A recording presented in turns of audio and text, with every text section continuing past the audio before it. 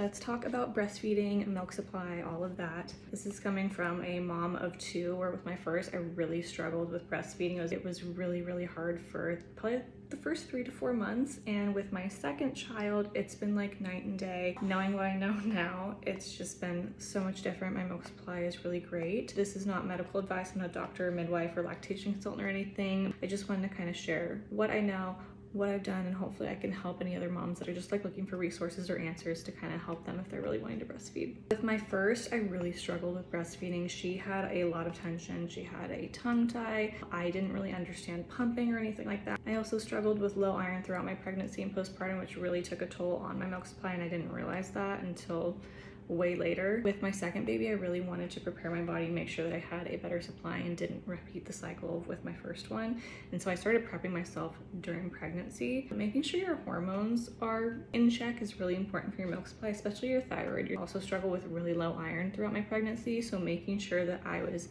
prepping my body in that way, because low iron can in fact play a part in low milk supply. Also, tongue and lip tie can play a huge role in an effective latch, and if you don't have an effective latch, you're not drawing out the proper amount of milk, and so if you're not doing that, then your body's going to signal itself to not produce as much. And so a lot of people will get tongue or lip tie revisions, which is an option, but my first go-to is to seek a chiropractor that specializes in pediatrics and knows like how to work with small infants and children. It usually takes, like for my children, around 4 visits before I started noticing a difference in tension. But if they're having that tension, it's hard for them to feel comfortable to get that latch. And I was taking liquid iron throughout my pregnancy, and I'm still taking it postpartum, which liquid iron is the easiest way to absorb iron. Also making sure that you are taking vitamin C with your iron to help it absorb properly. I was also cooking a lot of my food in cast iron skillets, and I was taking beef liver supplements as well. Also making sure I am feeding or pumping enough, especially in the night. I want to say it's like 2 to 5 or like